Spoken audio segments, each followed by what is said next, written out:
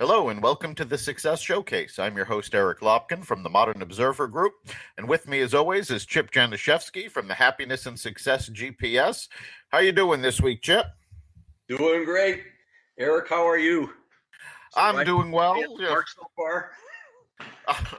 March has been brutal for the Northeast. We're looking at our third nor'easter in as many weeks. So it's been pretty brutal here. We're looking at total of several feet of snow in some areas over the few nor'easters we've had. Yeah, I've actually escaped a little bit here in Avon, but I know that you got more down there than I got here, and repairing your gutter, shoveling snow, doing all kinds of fun stuff. But the nice thing about March is spring's only a week and a half away, and it's supposed to warm up. So exactly. Every time they start talking about nor'easter, I close my eyes and I go, opening day is only a few weeks away. This is true. It's play ball. That's it. I'm just focusing on baseball's coming. It's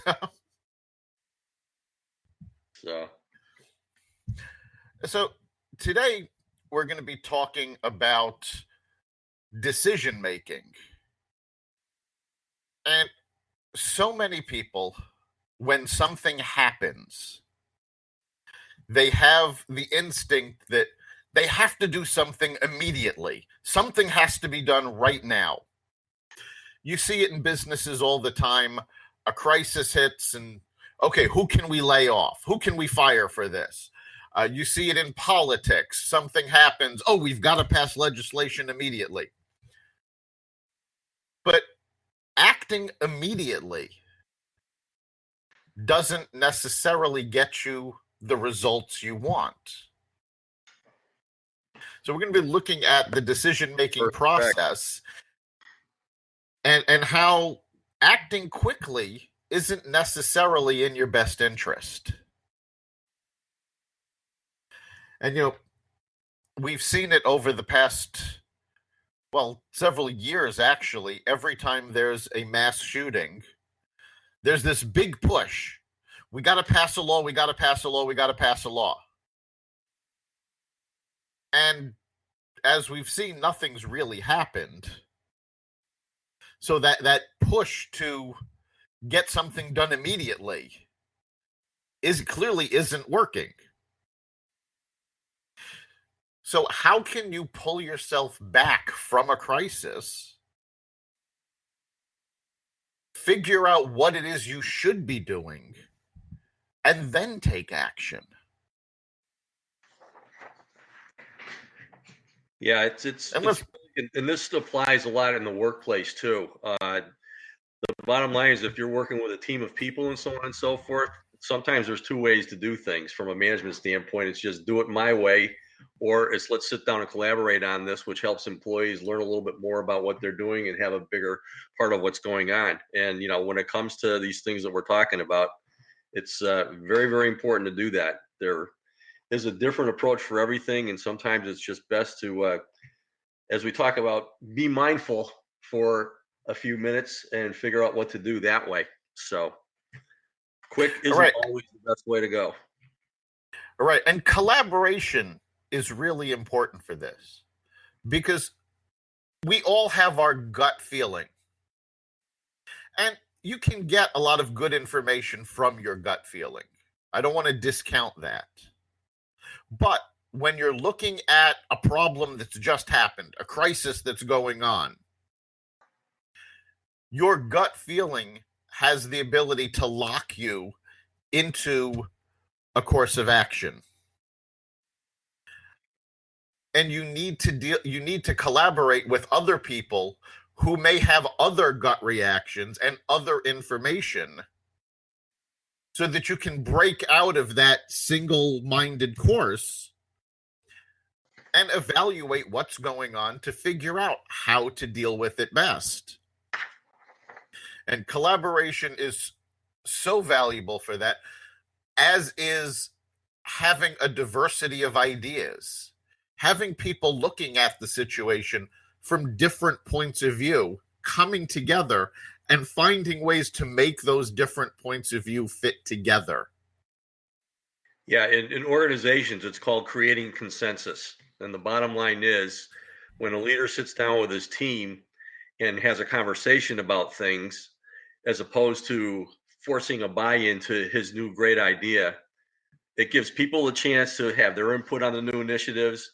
You're going to get some better ideas out of that. You're going to have people focusing on the same thing in the same way, as opposed to having a lot of different things come in. And basically what that's going to do is it's going to synchronize your crew. You're going to synchronize ideas. You're going to have people working as a team.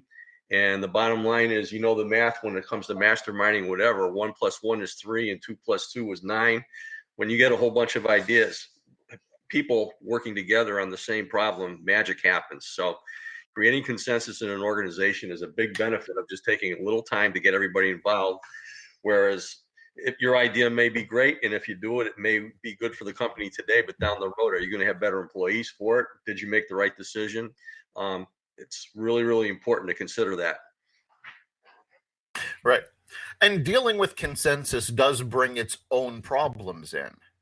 Because when you're doing this, you need to make sure that everybody is pushing forward to make this the best solution possible. We've all heard the term design by committee. And what ends up coming out is a watered down version of what should have been. It's important that everybody contributes, but not water the idea down. You've got to put your best foot forward and put all of those best ideas together rather than figuring out some wishy-washy sort of, well, this could help that and that could do this. Yeah, you definitely have to have the positive approach to that, where you want to get something done as opposed to just having like a lunchtime conversation. I mean, you really, really need good input from everybody in the organization. But the bottom line is, when you are trying to tackle a problem, the first thing that's most important to do is to just understand what everybody's thinking about that. So you have to listen, and that's a really, really good activity to do. But making sure that you have your meeting formatted so that you're coming out with specific goals and so on and so forth, it's really important to do that too. Absolutely. And one way to do this, before getting everybody's opinion, before figuring out what's going to be done, is you have to look at what actually happened. When dealing with a problem, usually there's one overwhelming cause that's obvious. But that doesn't mean that that's the root cause or that it's the only cause. And it's really important to analyze what happened. And we've talked about this tool before, but it's called the 5 whys. And it's digging down deep. Why did this happen? And why did that happen? And just asking why 5 times to dig down deep to find the root cause. If you don't find the root cause, you can't address it. It's very easy to grab a superficial answer as to what went wrong, fix the superficial thing, and then when it goes wrong again, you go, well, that didn't work. What can we try now? Unless you get down to that root cause, nothing you do is really going to solve that problem or keep it from happening again, because you haven't identified what the problem is. Yeah, and again, identifying what the problem is takes a little bit of time. So, I mean, that's the message here, is certain things take time rather than reacting so quickly. One article that I read is by an author named Frank Partnoy, who's the author of Wait, The Art of Science and Delay. He references one example of planning ahead of time instead of just going and reacting, and that's Olympic swimmer, 14-time gold medalist Michael Phelps reviews every possible scenario that could ever occur during a race before he even gets to water. He has swum that over and over and over again, instead of just waking up in the morning and saying, okay, I feel good, heading to the pool and hoping that he wins.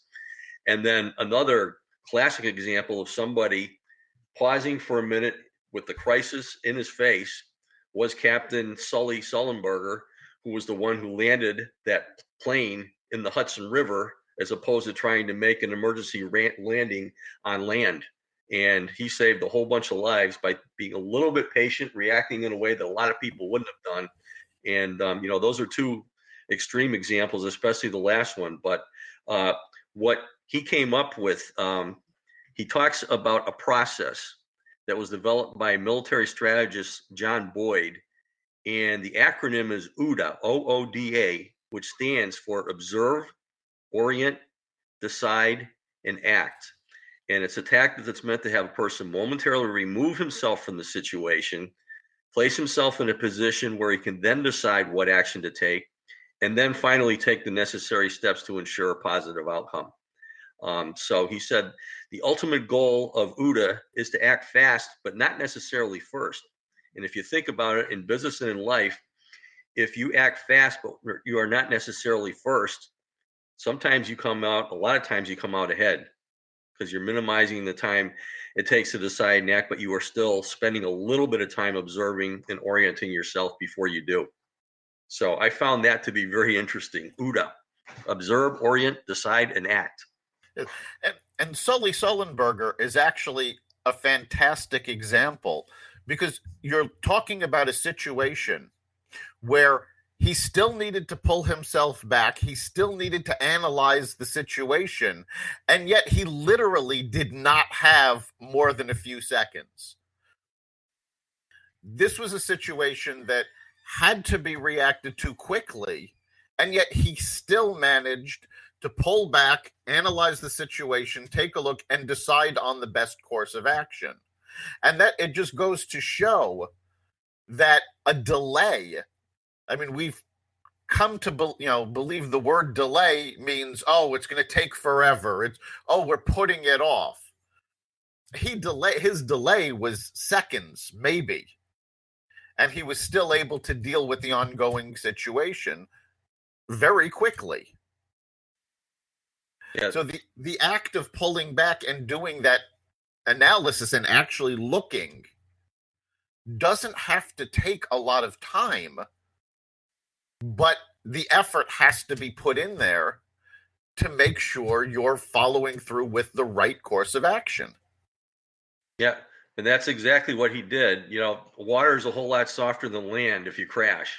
And what he had to do was just figure out, how am I going to land this in the river, and do that, contacting everybody so there's a rescue team getting there and so on. But it was just brilliant what he did. And it's just stepping outside and analyzing the situation instead of just automatically saying, where am I going to land? Where am I going to land? And it also has a lot to do with preparation. Sullenberger has said on many occasions that pilots are trained to do water landings. Most would prefer not to, obviously. But it's something that they're trained for, something they've prepared for. So he had that option for him to do when the crisis hit. He was able to go, I'm not going to make it back to an airport. What's available that I can land on? And he was able to say, I'll land on the Hudson River, because he was trained to do water landings. Now imagine, had he not been prepared for that, did not have the ability to do a water landing. Well, that means he's going to crash into the land somewhere, taking out possibly they could survive the crash, but you're talking about taking out parts of land, finding some place that's actually wide enough for a 747 to land, without having the ability to do this. His options would have been severely limited.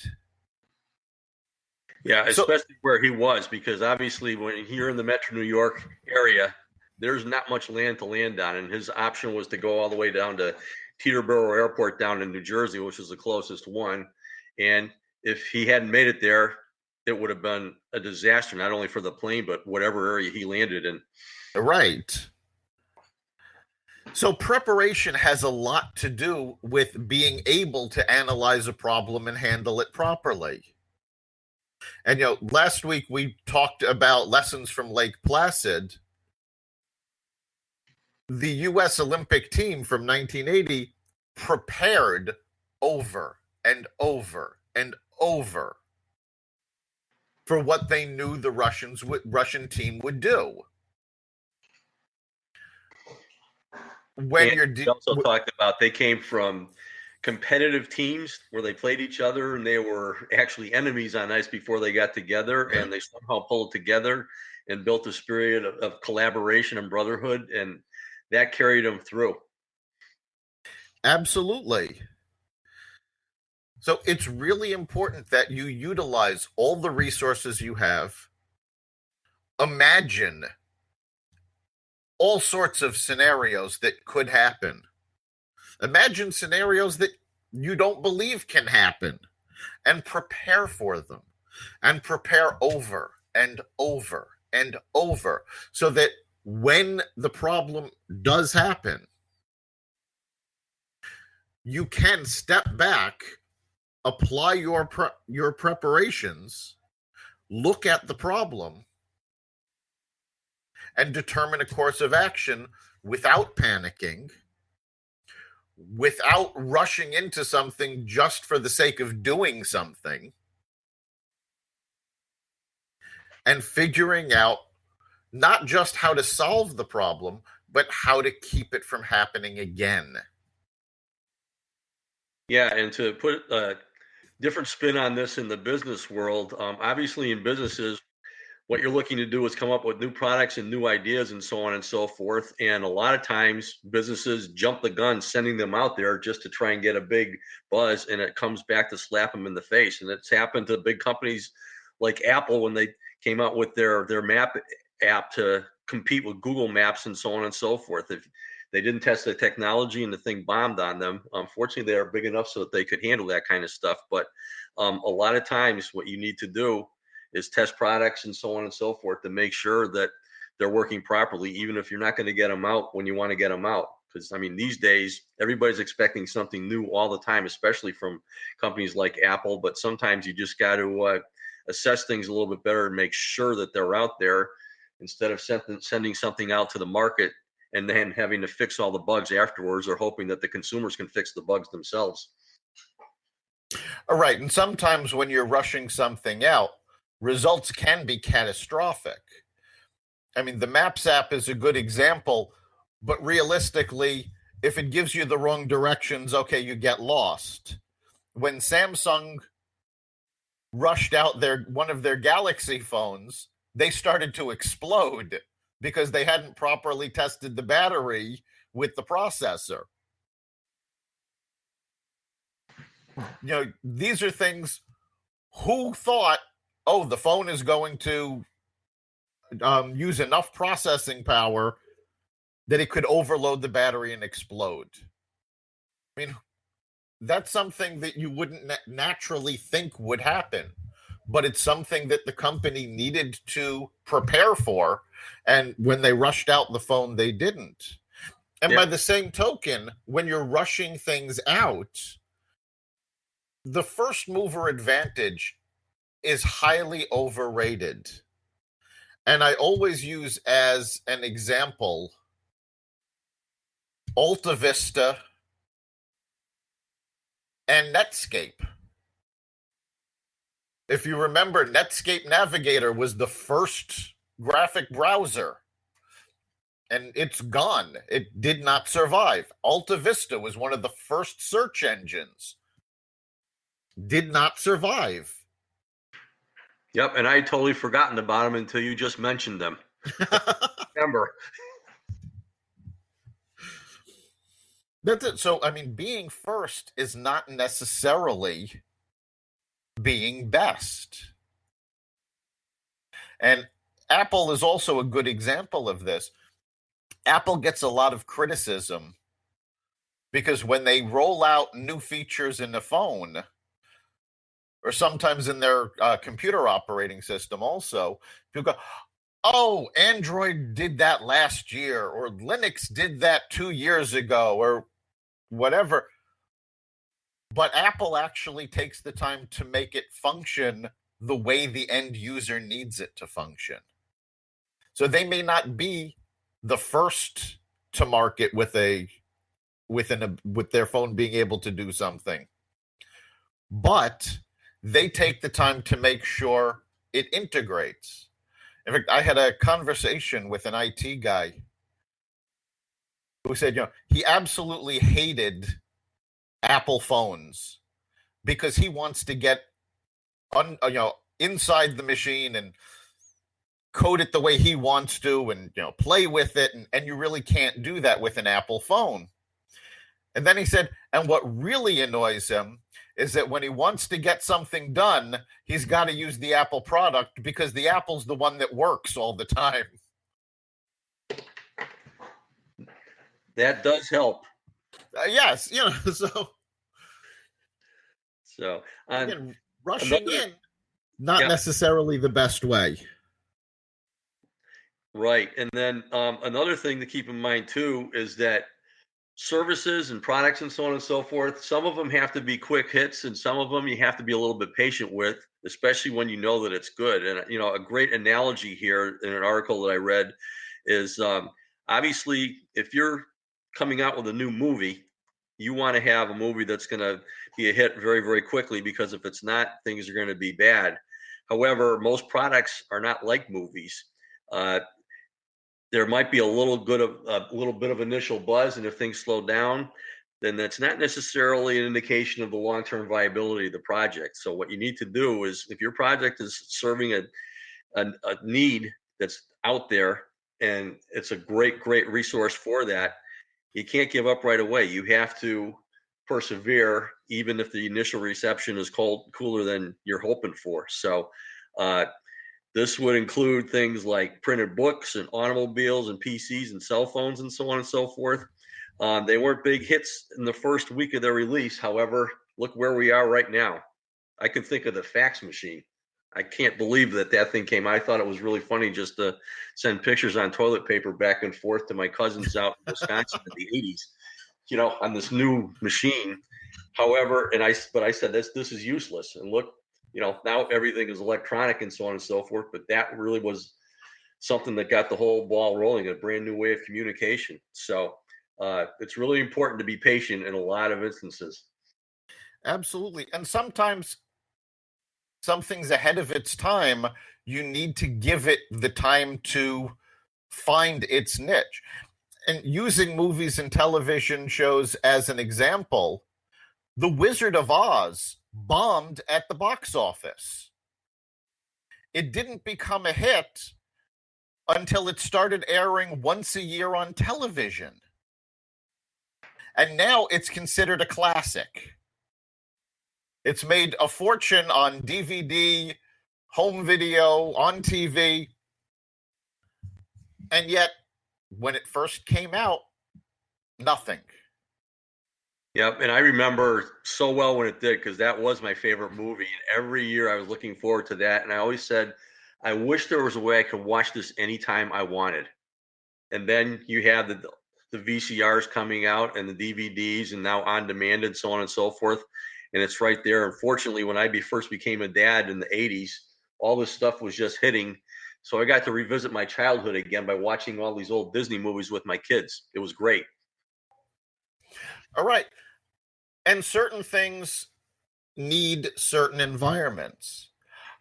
There was a TV show called 24 that season 1 consisted of 24 hour-long episodes, and the entire season was one day in real time.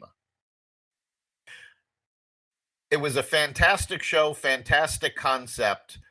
The problem is that if you missed an episode, you were lost. That was it. And those 24 weeks aired over the course of an entire season. So there were 3 weeks between episodes. Then there'd be 2 episodes, and another 2 weeks would go between episodes. So it was very difficult to follow. However, Fox had the idea the day after the final episode aired of season 1, they released the entire season on DVD. And DVD sales did so well that the show went on for 7 more seasons. Yep. I was one of the people who was hooked back then, for sure. That was date night with my wife and myself, watching Jack Bauer blow people up and save the world. Yes. But it would not have gone past season 1 had it not been for the jump to DVD. Yeah, and also those were more of the early days of DVR also, which was one way to be able to do that, because then you were just able to tape them and watch them whenever. I know it's totally changed a lot of people's viewing habits, and including yours truly. It's easier to tape something now and then just watch it when you want to, take the commercials out and so on and so forth. So it's amazing. Yeah. So, I mean, all of this goes to show that making that quick decision, if Fox had made the quick decision to cancel the show, they would have lost out on hundreds of millions of dollars in profits. You have to take the time, and sometimes things have to be given the time to grow into what they need to be. We've talked a lot about Apple. Remember, the first Apple iPhones, there was no app store. The only way you could run a program on it was through a web browser. And it was not a big hit because of that. It wasn't until the second version that they came out with the App Store, and it became what it is today. So you need to let things take the time that they need to mature and figure out exactly what problem is being solved and how to do it. So, Chip, we're just about at the end of our time for this week. What do you think is the big takeaway for our listeners? I like the OODA formula: the observe, orient, decide, and act. It's not necessarily going to make you slow, but it's not necessarily going to make you first, but it is successful. Yeah, I really like that formula. I think the big takeaway really is take the time to do it right. And something else to remember that we didn't really get into is a lot of times when you don't do it right, you have to do it again. So it's better to take the time to do it right the first time, solve the problem, and not worry about it going forward. So true.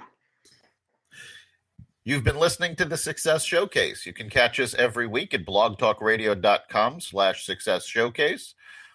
We're also available on the iTunes Store, the Apple Podcasts app, and wherever you find podcasts. Remember, make this your best week ever and make next week even better. See you then.